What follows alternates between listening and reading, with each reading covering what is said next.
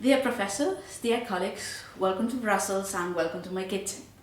For my project in Cooking and Science course, I decided to study the fact that in certain recipes of cake and muffins, they asked us to heat up the eggs while doing the butter. I'm not very well experiment baker, but reading more and more, I find out more and more recipes that ask me to follow that procedure. And I'm wondering if actually that makes scientific sense.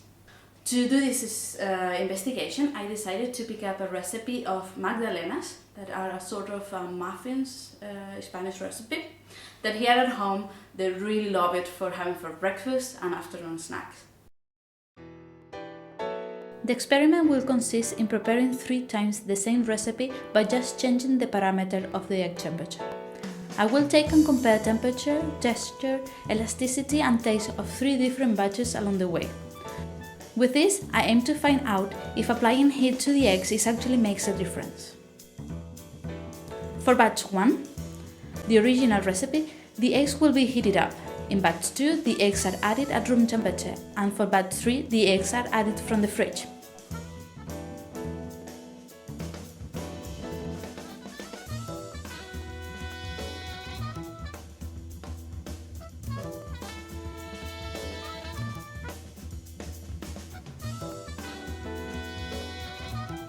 First, we make sure we have the wicks on. We add the eggs and the sugar and we whisk for 3 minutes, medium speed. Depending on the batch, we will apply heat, 40 degrees Celsius or none.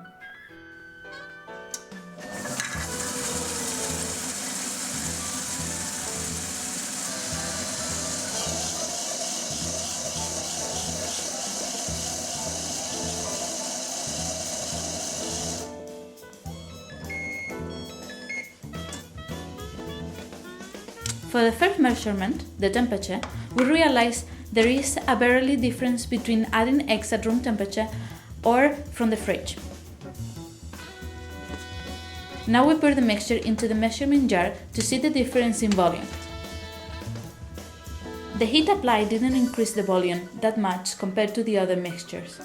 The difference are most likely due to the possible difference in mass of the eggs. Regarding the texture, the 3 mixtures were smooth with no trace of granulated sugar. Also, looking the mixtures against the light, any of them seems to have more bubble concentration than the others.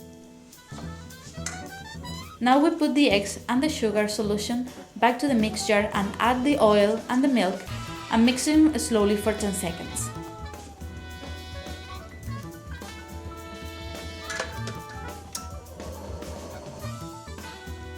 Then, we mix all dry ingredients. Remove the whisks, incorporate them to the mixing jar with the rest of the ingredients and mix again.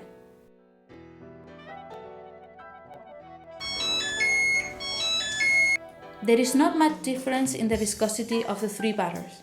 Just the warm one is a little bit more fluid.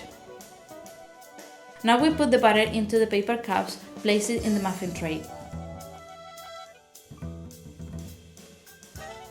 Put them into the oven preheated at 250 degrees Celsius and bake for 15 to 20 minutes at 210 degrees Celsius.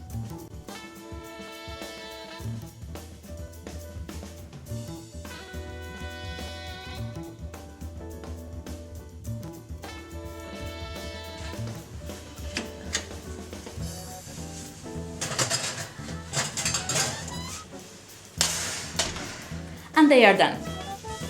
I followed the same procedure for the other 2 batches.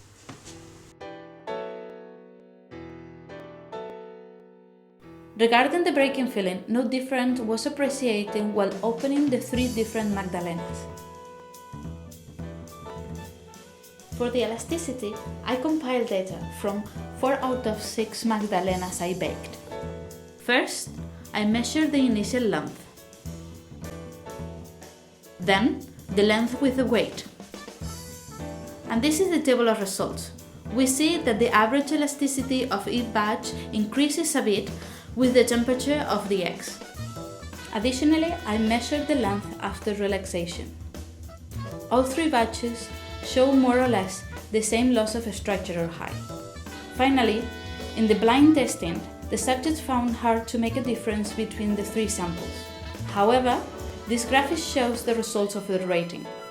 Most of the participants agree the batch 1 with the heated eggs was a little bit more dry and hard crust, and batch number 3 was a bit more crumble, while batch number 2 with the eggs at room temperature balanced moisture, softness and consistency even a couple of days after they were baked. After this experiment, I can conclude that for this recipe, actually the temperature of the eggs doesn't make very little difference. As expected, the heat in this case didn't improve the solubility of the ingredients. Moreover, besides what the book suggested, the heat didn't increase much the volume comparing with the other batches where heat was not applied. And when checking the final elasticity of those muffins when the eggs were heated up, they end up actually to be the hardest ones. Actually, there was a surprise, because I had this idea in mind that if at the end of the day heat was relevant for this recipe, I would expect the books to be right and end up with a cake more spongy and more fluffy. And at the end was actually the opposite. Last but not least, the opinion of the testers supports the fact that it's not worth it to add an additional step to the preparation of this recipe. However, I have to acknowledge some limitation of my experiment and ground for possible further research. First, I feel that I should have baked more batches of every single recipe, just to have more data to compare with. And secondly, I'm not saying this technique is not valid. I just observed that for this recipe with this proportion of ingredients, it's not worth the effort. But maybe for another recipe with different quantity of ingredients, shape and size could be helpful. But I will leave that open for further research.